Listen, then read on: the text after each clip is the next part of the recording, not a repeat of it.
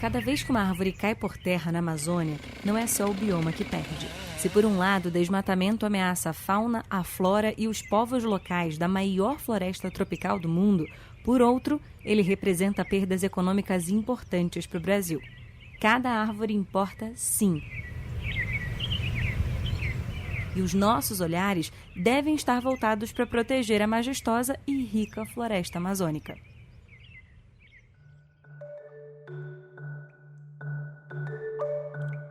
Eu sou a Gabriela Viana, seja muito bem-vinda e muito bem-vindo ao segundo episódio dessa temporada do Conexões para Convergir, um podcast criado para debater temas relacionados ao meio ambiente, à segurança e à soberania. Hoje, a nossa conversa é sobre bioeconomia e empreendedorismo na Amazônia.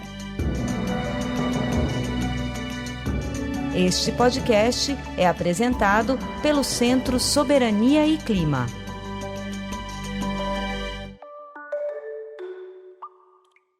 A bioeconomia tem surgido como um caminho possível para o desenvolvimento sustentável da Amazônia, tanto pela capacidade de promover uma transição justa para modelos econômicos de baixo carbono, quanto por contribuir para conservar a biodiversidade da região. Mas quais são as estratégias para um desenvolvimento sustentável que alinhe a preservação ambiental com o crescimento econômico, além da geração de oportunidades para os amazônidas? E como que a exploração sustentável dos recursos naturais e a valorização da biodiversidade podem impulsionar novos negócios ao mesmo tempo em que fortalecem a segurança nacional e promovem a conservação do bioma. Para nos ajudar a entender essas e outras questões que envolvem a importante missão de equilibrar o uso dos recursos amazônicos com a preservação da floresta, que eu tenho um prazer de ter aqui comigo hoje Denis Minevy, que é diretor-presidente da empresa amazonense Bemol e cofundador e conselheiro da Fundação Amazonas Sustentável. Denis, seja muito bem-vindo aqui ao Conexões para Convergir. Obrigado, uma alegria estar aqui com todos e ter esse debate muito importante. E também tenho o prazer enorme de receber Ellen Acioli, especialista setorial Amazônia no Banco Interamericano de Desenvolvimento, o BID. Ellen, seja muito bem-vinda ao Conexões para Convergir. Obrigada pela oportunidade para a gente debater esse assunto, ainda mais em um ano que precede a COP no Brasil, na Amazônia. Bom, para a gente começar a nossa conversa, eu queria falar sobre a prática da bioeconomia no empreendedorismo amazônico, porque ela tem sido cada vez mais a responsável por reforçar a percepção de que modelos de negócios que incorporam um cuidado com a natureza são um pilar fundamental para o crescimento econômico regional. Pelas perspectivas de cada um de vocês, quais as vantagens de associar a preservação ambiental e o empreendedorismo na Amazônia para o mercado, o Estado e as comunidades?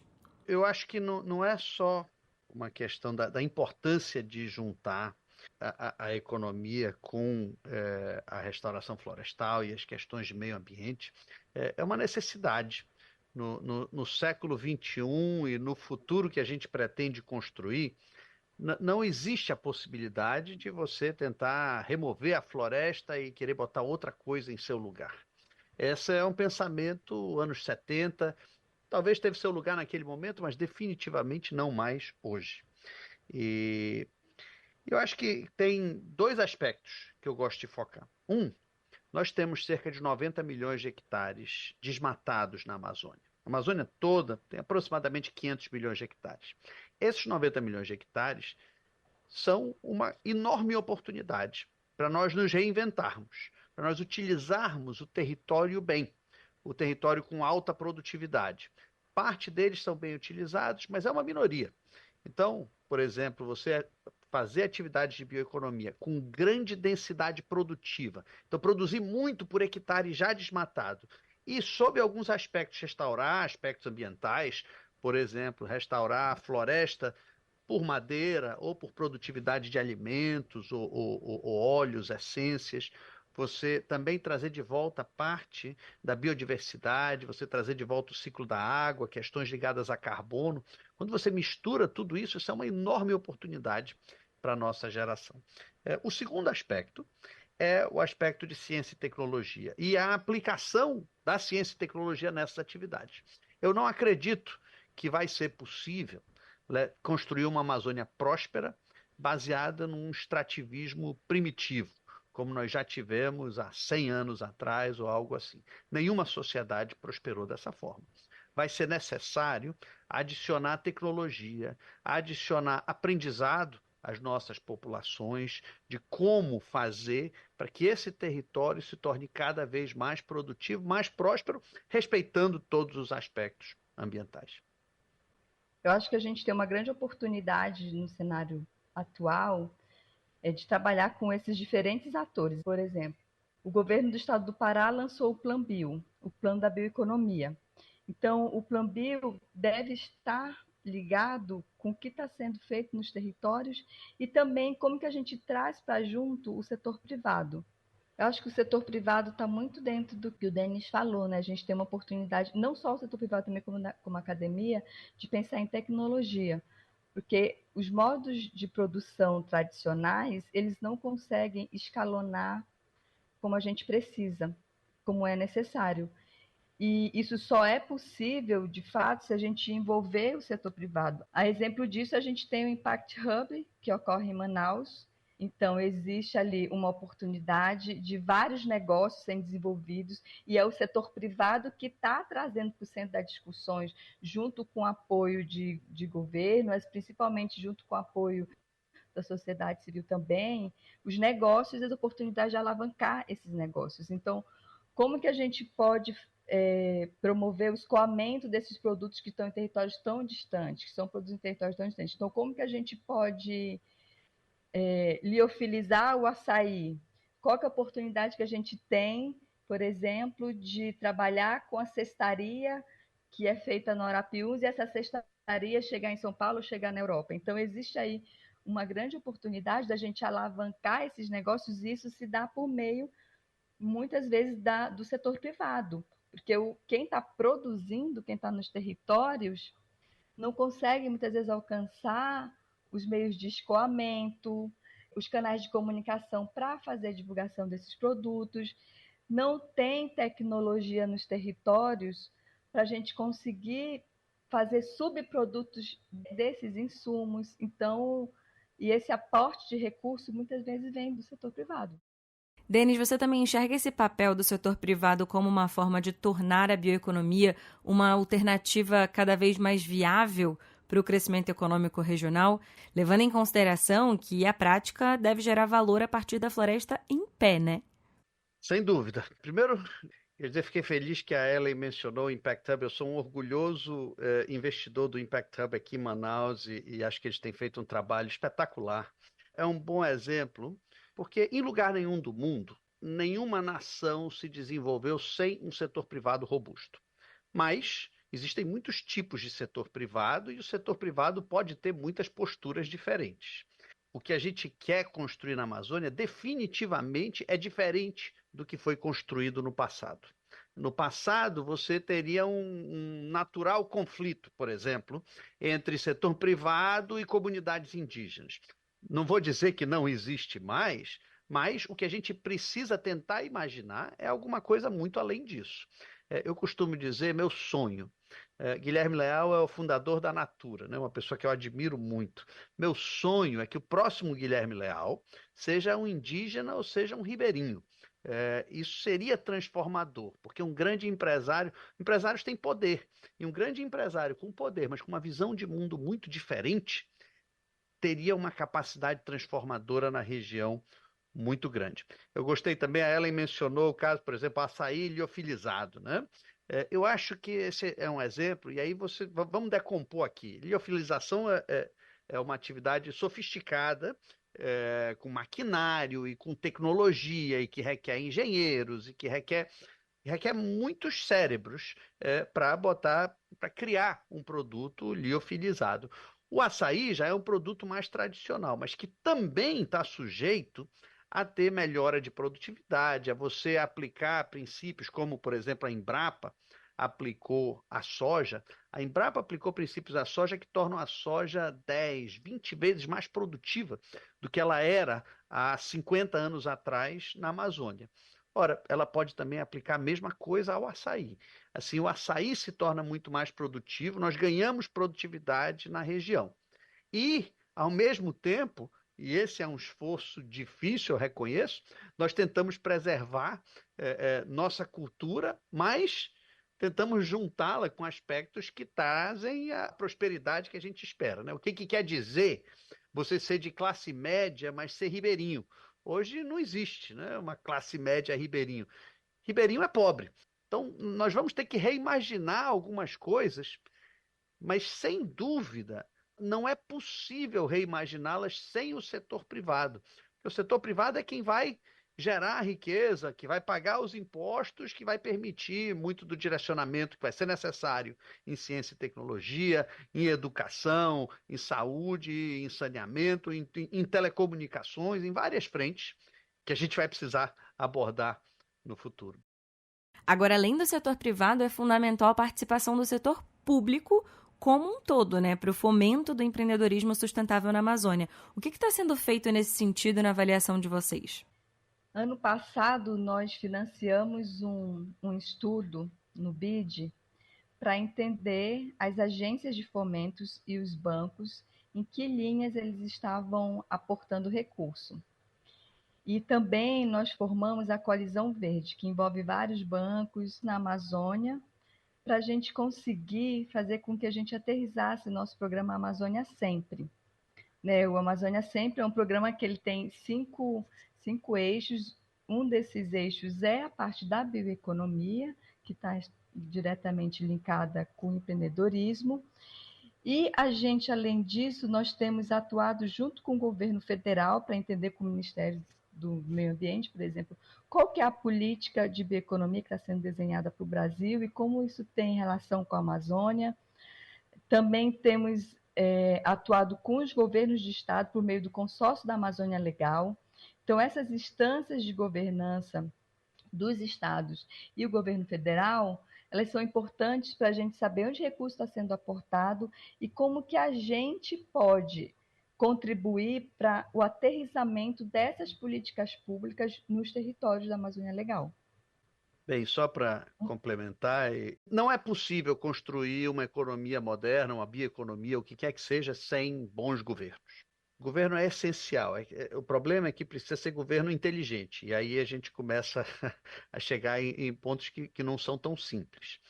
Vou só dar um exemplo de como é que é a economia de maior parte dos municípios do interior do Amazonas.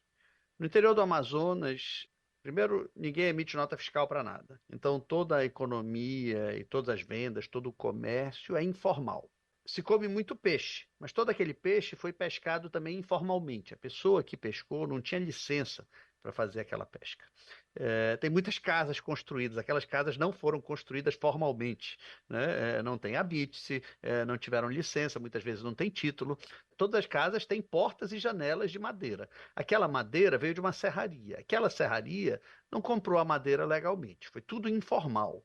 Então você tem uma economia completamente informal, na sua maior parte desbancarizada e abastecida por transferências federais, seja pelo Fundo de Participação dos Municípios para as prefeituras, seja pelo Bolsa Família, Aposentadoria Rural, outras transferências diretamente a pessoas físicas.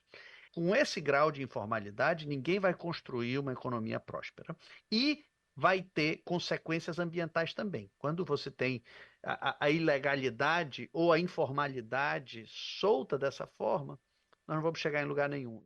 E quando a gente fala de capital internacional, a gente fala aqui sobre soberania. Qual é a visão de vocês sobre a atuação e como que nós, enquanto país, enquanto Estado, podemos atingir esse capital internacional para esse fomento aqui? Vou dar um exemplo aqui do BID. Nós temos atuado com comunidades tradicionais, povos indígenas e afrodescendentes, por meio de entender para esses povos o que é bioeconomia a partir da perspectiva deles, porque cada grupo desse tem uma leitura diferente de bioeconomia. Nós temos atuado a nível de Panamazônia para entender um pouco desse recorte e o recurso que nós estamos aportando para essas cooperações técnicas são recursos de fundos internacionais, eles não são recursos que estão no Brasil. Então, isso é um pouco do que a gente está fazendo com recurso internacional. Então, existe o interesse, sim, de investidores de fora do Brasil para a gente aportar recurso aqui, especificamente nesse tema, mas também em outros. Bem, o mundo tem um problema, né, de mudanças climáticas, e ele quer resolver o seu problema e quer colocar, em algum grau, recursos na Amazônia, mas são recursos para resolver o seu problema mundial, não necessariamente o nosso. A Amazônia, eu acredito que falta a ideia do que nós queremos, de como é que nós vislumbramos o futuro, um futuro próspero, que consiga juntar a necessidade de, sim, reduzir, mitigar e lutar contra as mudanças climáticas. Nós temos um papel importante e devemos fazer o nosso melhor para mitigar o problema, mas nós também precisamos construir a nossa prosperidade. Acho que ainda falta aos amazônidas imaginar o que quer dizer essa prosperidade. E a gente ainda não imagina muito bem o que quer dizer essa bioeconomia, não está tão claro para a maior parte dos empresários na Amazônia o que isso quer dizer. Nos falta imaginar, nos falta ter essa ambição de reinventar a nossa economia. E aí, sim, uma vez que nós sabemos o que nós queremos e o que nós queremos tem alguma concordância com o que o resto do mundo quer, aí poder utilizar bem os recursos exteriores. Porque senão, nós, sem sabermos o que queremos, o mundo vem e, ok, vai despejar algum dinheiro em algum canto, a gente vai utilizar, mas não vai nos levar a um estado de prosperidade futura, a um nível de renda elevado, a um nível de bem-estar social que a gente imagina deveria ser possível. Queria complementar só que esse fundo que eu citei, que é um fundo do GCF, do Green Climate Fund, e também a gente tem o fundo multidoador, que então existe um interesse realmente, existe muito apetite do exterior para investir no Brasil em negócios que preservem a floresta em pé, que gerem renda e que contribuam para a salvaguarda dos modos de vida tradicionais. O que a gente precisa fazer é coordenar para que esses recursos eles cheguem na ponta e ele também exista uma ligação com política pública, setor privado e sociedade civil, para que eles sejam usados de forma sistêmica e o impacto no território seja elevado, seja ampliado. E a gente também recebe recursos de um outro fundo, que é o de multidoador, que também funciona dessa mesma forma. Então, existe uma expectativa de que esse recurso ele chegue na ponta e que ele consiga trazer os impactos esperados. Bem, a gente vai agora para o nosso quadro que dá voz às boas práticas ao redor do nosso país. Vamos mostrar que é possível, sim, apesar de todas as dificuldades que a gente está discutindo aqui no episódio, empreender respeitando as necessidades das pessoas e da floresta. A gente vai apresentar para vocês a experiência da Isete dos Santos Costa e da família dela, que cultivam e vendem cacau na Ilha do Combu, no Pará. Mais conhecida como Dona Nena, a empreendedora começou a vender o produto em 2006. De lá para cá, ela fundou a Filha do Combu e hoje comanda uma fábrica e 2 lojas para produção e venda dos chocolates. Vamos ouvir um pouquinho da história dela? Rádio Soberania e Clima. Comecei a produzir chocolate quando vi uma feira, oportunidade para os produtos florestais no madeireiro. Então, pensando nisso, eu resolvi levar para a feira o chocolate da família. E comecei a vender buscando geração de renda e melhoria na qualidade de vida.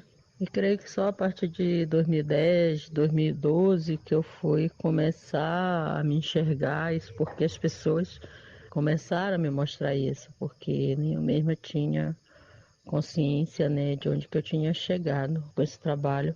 Eu comecei a fazer isso em 2006, mas só fui me ver como empresária em 2011, por conta de ter que encaminhar meu produto para vários restaurantes e precisava de notas fiscais. Então, na verdade, eu me tornei empresária mais para suprir a necessidade de garantia das pessoas que compravam o meu produto. Um dos principais desafios foi fazer com que a família acreditasse no meu trabalho, porque naquele momento nem a família acreditava que aquilo poderia dar certo. E o outro desafio foi criar mecanismo para fazer um produto dentro do padrão da vigilância sanitária, já que no início ela me proibiu de levar o meu produto, porque quando eu iniciei era feito no pilão. até que com várias tentativas, queimando liquidificadores, vendo outros maquinários, eu consegui, né, um moinho manual que me deu o produto dentro do padrão exigido pela vigilância. Com o mercado, graças a Deus, eu não tive tanto problema, já que eu estava já dentro de uma feira, né? E com isso, quando as pessoas descobriram o meu produto, elas se identificaram muito, veio muito a memória afetiva, no qual elas começaram a consumir e também divulgar o meu produto. Então eu não tive muita dificuldade com essa questão do mercado. Já com os funcionários eu tive porque quando em 2017 a gente precisou se tornar uma pequena empresa, então para ser pequena empresa eu precisaria registrar as pessoas, né? Então na ilha é muito difícil, né? A cultura é bem diferente, as pessoas não estão acostumadas a trabalhar 8 horas por dia, a ser coordenada, a ter que seguir uma norma, uma regra. Esse acho que foi um dos maiores desafios, né? Para mim, ainda é até hoje, a gente está trabalhando para fazer com que eles sigam um padrão, não só de regra de beneficiamento, de qualidade em produto, mas também essa questão horário de trabalho, a questão uniforme. Então, tem várias situações que a gente ainda luta até hoje com os funcionários, porque eles acham que pelo fato da gente estar aqui dentro da floresta, não tem toda essa necessidade. Mas nós sabemos que tem sim, então a gente tenta cada dia passar isso para eles, essa importância da qualidade na produção, da qualidade na apresentação, no atendimento. Então é uma luta constante que a gente de vez em quando está se reciclando e também trabalhando com eles para que eles possam absorver, né, essa mentalidade para que o nosso trabalho fique cada dia melhor. E como eu havia comentado com vocês, a história da Dona Nena, ela exemplifica muito bem tudo que a gente já conversou até aqui. E aí eu queria ouvir de vocês como fazer com que projetos como o dela sejam priorizados por investidores e possam servir de exemplo para outros empreendedores locais também se dedicarem à bioeconomia. Denis, você pode começar, por favor? Uma fala muito bonita e acho que muito relevante. Ela apontou alguns temas. Por exemplo, ela apontou a dificuldade com vigilância sanitária. Imagina se você vive a 1.000 quilômetros da vigilância sanitária mais próxima. Nós temos casos assim, 1.000 quilômetros literalmente dentro do Amazonas. Provavelmente é impossível você obter uma licença da vigilância sanitária se você vive muito longe e um técnico da vigilância talvez venha uma vez por ano. Quem é empresário sabe que às vezes você chama a vigilância vem e diz, peraí, tem que mexer essas 2, 3 coisas aqui e aí depois eu lhe dou a licença. Só que esse século só vai voltar daqui a um ano. Isso não vai funcionar nunca. Esse é um exemplo de Estado pouco inteligente que não sabe como operar no meio de uma Amazônia imensa e aí nós perdemos oportunidades e tudo fica informal. O que acaba acontecendo em muitos casos, ela lutou e persistiu, mas o que acaba acontecendo em muitos casos é que as pessoas desistem e vão fazer chocolate sem a liberação da vigilância sanitária, vender no mercado local e continuar um pouco na subsistência e pobres, né? Outros exemplos, né? Ela fala de limpeza, qualidade, né, que as pessoas não se preocupam, mas em parte isso também tem a ver com saneamento, água limpa, esgoto, que em maior parte das comunidades não está disponível, então as pessoas se acostumam com algum grau de falta de saneamento. E aí você vai lidar com a economia moderna, e a economia moderna precisa de limpeza, qualidade em um estándar elevado. Mesma coisa com logística, telecomunicações. Se ela não tiver boas telecomunicações para falar com seus clientes, para vender com antecedência, para saber qual é o preço, esse empreendimento não funciona. Ainda tem muitos locais da Amazônia onde isso é impossível. Felizmente, onde ela está, provavelmente é possível. Mas no estado do Amazonas, a maior parte dos municípios ainda não chega a fibra ótica. Então, a internet chega por rádio ou agora por satélite. Satélite melhorou um pouco, né, com a Starlink, mas ainda assim é caro. Né, R$ 200 de mensalidade é muito caro para a maior parte das famílias. Então, eu acho que é um lindo exemplo onde ela demonstra que enfrentou vários dos problemas que a maior parte dos empresários da Amazônia também enfrentam e muitos acabam desistindo. Os problemas são dramáticos para empresários em qualquer lugar, mas na Amazônia eles são mais difíceis ainda. Ellen, como é que você avalia esse ponto, dado todos os desafios que a dona Nena trouxe no áudio dela e, como muito bem pontuou o Denis, uma fala tão bonita de uma mulher que batalha tanto, que criou um negócio que é super sustentável, que está indo muito bem, mas que apresenta tantos desafios? Eu acho que a gente tem que colocar na mesa que fortalecer a bioeconomia, as cadeias da sociobiodiversidade da Amazônia, a exemplo da dona Nena, existem muitos entes e atores envolvidos. Então, é desde a gente pensar nos financiadores, em quem vai aportar recurso. Então, a gente tem que passar por um processo de a mulher, ela pode, de recorte de gênero. Tem muitas mulheres que não podem acessar recurso. Então, é verificar quais são as oportunidades que a gente tem de viabilizar o acesso a recurso para essas mulheres, viabilizar o acesso à DAP, viabilizar também as formações, se todo o quadro de formações que essas mulheres recebem, que são voltadas para o fortalecimento desse negócio, é adequado. A gente tem que envolver muitos entes para que esse negócio, a exemplo de tudo que ela falou, para que esse negócio prospere. E eu gosto sempre de falar que o recorte de gênero para os negócios na Amazônia, ele é muito evidente. Muitos negócios que são desenvolvidos, eles são liderados por mulheres e que existe uma grande oportunidade de nós contribuirmos para dar visibilidade para o que está sendo feito, que essas mulheres estão fazendo. E diante de todos esses desafios que a gente está discutindo aqui, é possível garantir que o desenvolvimento sustentável na Amazônia atenda de fato às necessidades do mercado, mas principalmente às das comunidades locais e da floresta, na visão de vocês? Ellen? Eu acho que uma das coisas mais inovadoras para o mercado são alguns produtos que os povos da Amazônia fazem. É um retorno. Então, é muito inovador uma cestaria. Sabe? Então, é como a gente resgata e como que a gente agrega valor em coisas que são tão únicas. Então, existe uma oportunidade da gente trabalhar num viés que é o de agregar valor, que é o de trabalhar, por exemplo, patentes. Existe uma oportunidade para trabalhar patentes de produtos indígenas. Isso é uma das coisas que é mais, inclusive, discutida no meio da bioeconomia indígena. Existe uma oportunidade da gente também trabalhar a questão de saberes, da valorização dos saberes tradicionais, que são impressos em vários produtos.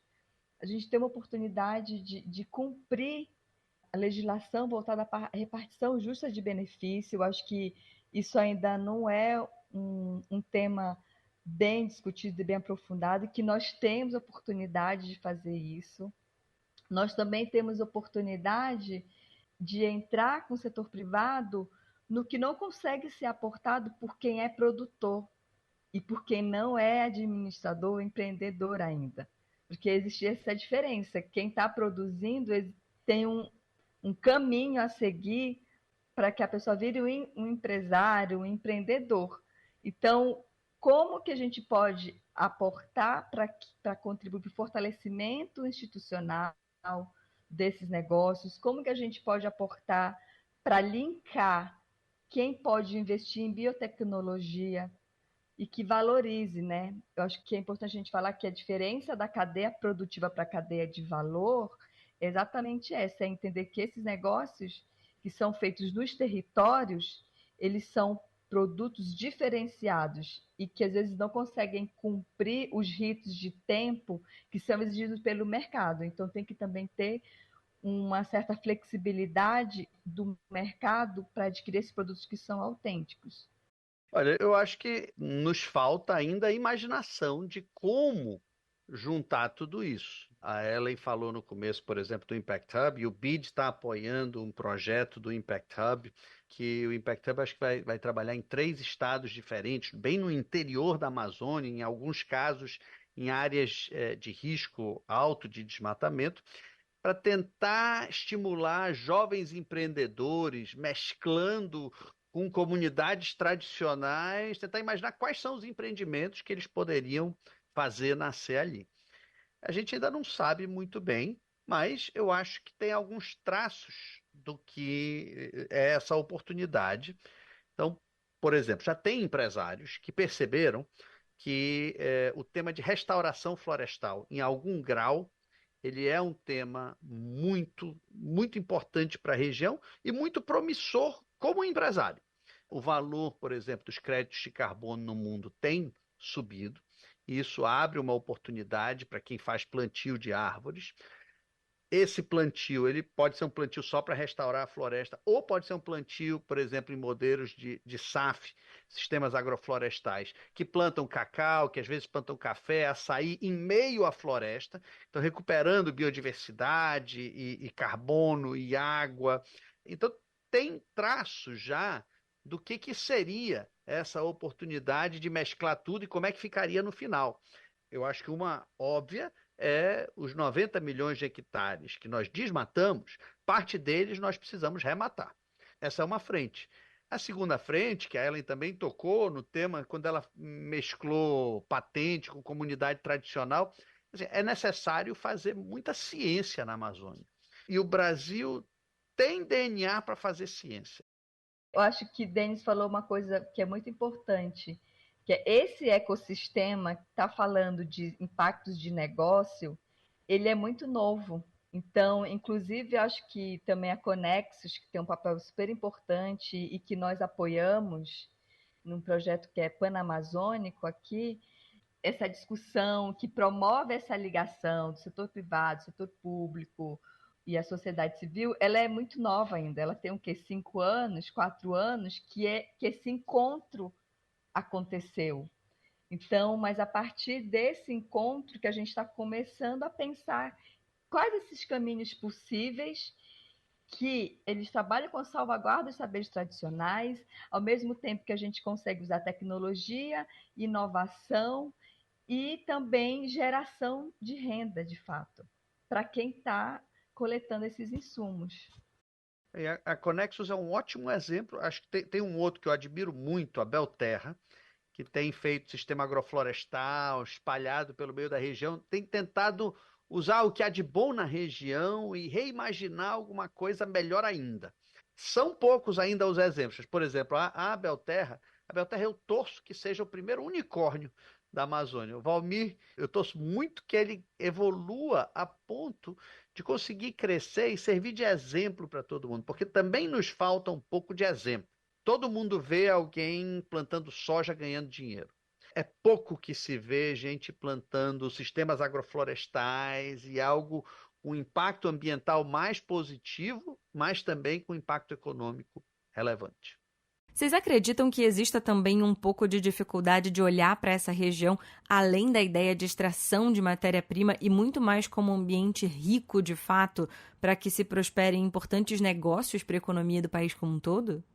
Olha, eu acredito que a gente está num momento agora crucial geopoliticamente falando, ainda mais com a COP acontecendo aqui no Brasil, para a gente se reposicionar. Acho que tem uma coisa que eu penso muito, por que os melhores perfumes são perfumes importados? Por exemplo, o Chanel 5, ele é um perfume que ele tem como insumo um produto da Amazônia.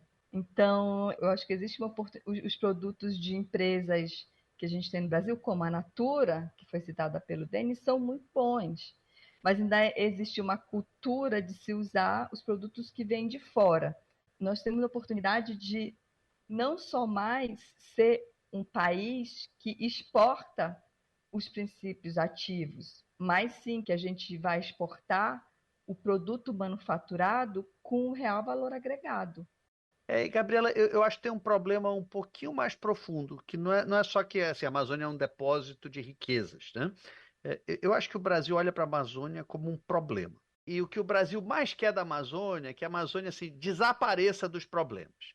Ok, para de me mostrar essas fotos de floresta queimando, para com esse negócio.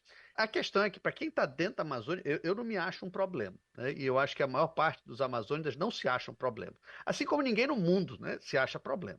Então, falta um pouco ao Brasil uma imaginação do que é a Amazônia e do que ela é capaz, do que é possível aqui. Eu acho que você tocou num ponto muito importante, Denis, porque a gente fala muito sobre a questão da Amazônia pela perspectiva da segurança, né? Uma vez que a gente olha para as atividades ilegais, para a queimada, e acaba muitas vezes ignorando que existe muita coisa positiva na região e muita coisa esperando uma oportunidade para ser vista, para ser apreciada e, consequentemente, para ser cada vez mais desenvolvida. E aí, já caminhando aqui para o fim do episódio, eu queria falar com vocês sobre a conexão que é bem intrínseca entre a segurança nacional e o desenvolvimento sustentável na Amazônia. A gente já viu aqui que a promoção de um ambiente empreendedor baseado na bioeconomia pode contribuir muito para a proteção dos interesses estratégicos do país.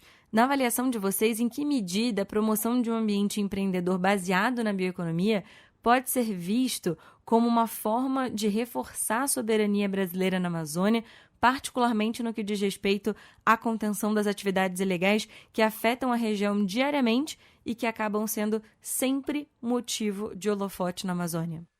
Olha, Gabriela, nesse tema, eu vou dar 2 exemplos. Primeiro, a Tríplice Fronteira Tabatinga. É indiscutível a força de drogas naquela região e que capturaram praticamente todas as instituições. E é obviamente importante tentar combater droga lá, mas se você não tiver uma alternativa econômica, não vai ser possível combater o tráfico de droga lá, porque não existe nenhum emprego na região de Tabatinga. Eu não conheço ninguém que é empregado em alguma coisa que não seja serviços, comércio, lá em Tabatinga.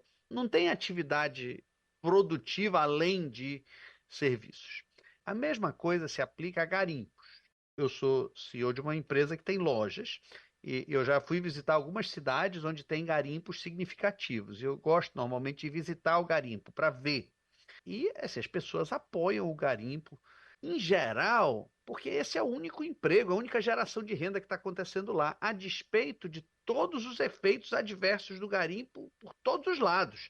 Mercúrio por tudo que é lado e implicações com comunidades tradicionais. É necessário combater essas atividades, mas se você não, ao mesmo tempo, estiver pensando o que nós vamos colocar no lugar para que essa comunidade aqui, essa cidade de 40 mil habitantes, o que ela vai fazer depois que o garimpo for embora? Se a resposta for não sei ou nada, eu garanto que vai ter uma resposta e não vai ser as melhores pessoas que vão dar essa resposta. Ellen, e você? Eu acho que a gente precisa, nesses territórios, criar um tecido social com diferentes frentes de ação, com educação, fortalecimento de capacidade das organizações locais que estão desenvolvendo atividades alternativas. E, nesse sentido, entra a bioeconomia como uma forma de promover um ambiente de menos vulnerabilidade para que essas pessoas, essas organizações locais para que elas não sejam captadas. A gente tem uma projeção de um levantamento que foi feito pela Associação Brasileira de Bioinovação que sugere que a bioeconomia pode gerar um faturamento industrial adicional de 284 bilhões de dólares por ano até 2050. E aí eu acho que tudo que a gente falou até aqui resume muito bem por que ainda é tão difícil promover um ambiente de negócios saudável e legal na Amazônia, fazendo também com que os nossos governos e a sociedade vejam essa região de uma forma diferente, né? E não mais só pelo viés de atividades ilegais, que já é algo tão comum aqui no nosso país. E eu queria fazer uma última pergunta para vocês no sentido de bioeconomia é, na visão de vocês, o futuro do empreendedorismo, especialmente quando a gente fala do futuro do empreendedorismo na região da Amazônia? Nós temos muitas iniciativas incipientes nessa frente, mas eu acho que ainda não dá para dizer que sim, esse é o futuro e nós vamos chegar lá. Esse é um futuro possível. Eu gosto de dar alguns números. 1 hectare, quando ele está em pecuária extensiva, que é boa parte da atividade econômica de área desmatada na Amazônia, ele produz cerca de 100 quilos de proteína por ano, por hectare. Se você transforma isso, por exemplo, em piscicultura de alta produtividade, usando um pouquinho de tecnologia, e quando eu digo tecnologia é só aeradores de tanque, você dá a ração certa na idade certa do peixe, você escolher as espécies certas, você consegue produzir cerca de 10 toneladas por hectare. Então você vai de 100 quilos a 10 toneladas, um fator de 100. Tem sistemas agroflorestais que também produzem comida e diversos frutos e outros produtos que produzem 20, 30 toneladas por hectare. isso é um fator de 200 vezes, 300 vezes mais produtividade. Mas, para fazer isso acontecer, requer um volume de investimento enorme. Requer agrônomos que saibam como fazer isso e plantar o que na hora certa e com que adubo. O Brasil não está pronto para fazer isso, mas essa oportunidade existe. É preciso que a gente repense e tenha uma ambição maior e aí reimagine nossas instituições e reimagine como o país lida com a Amazônia para aí conseguir construir alguma coisa que chegue. Nós temos 90 milhões de hectares desmatados, vamos tentar, sei lá, pelo menos 10, 20 milhões, botar para produzir com alta produtividade, com muito emprego, com muita segurança alimentar e com muita renda e lucro também. Eu acho que vai um pouco com o que eu falei antes sobre esse ecossistema, que é novo ainda, que tem 5 anos, que liga diferentes iniciativas, diferentes setores. E existe uma gama de desafios para a gente vencer, quando a gente fala em fortalecer, ou então fala que o futuro da Amazônia é a bioeconomia. Ancestralmente, isso que se chama de bioeconomia hoje, as atividades econômicas que eram desenvolvidas e que são ainda hoje desenvolvidas nos territórios tradicionais, principalmente, de onde são tirados insumos, e esses insumos chegam nos territórios urbanos e são utilizados por empresas. A forma como está hoje, virando um negócio que está sendo desenvolvido pelas próprias comunidades locais, diferentes grupos, isso ainda é muito novo no contexto atual e no mercado atual. Portanto, ainda tem muito desafio para a gente saber para onde isso vai, mas uma certeza que eu tenho é que organizações como a nossa, como o BID, está aportando recurso para fazer isso diferente.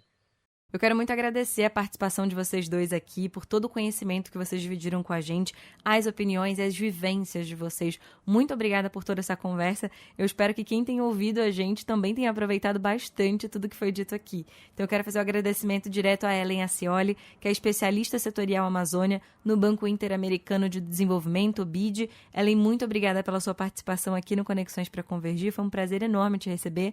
As portas da casa estão sempre abertas. Obrigada a vocês pelo convite, obrigada, Denis, pela nossa conversa aqui e, gente, um abraço. E também queria agradecer ao Denis Mineve, que é economista formado pela Universidade de Stanford, diretor-presidente da Bemol e cofundador e conselheiro da Fundação Amazonas Sustentável. Muito obrigada, Denis. Um prazer enorme ter você aqui com a gente também.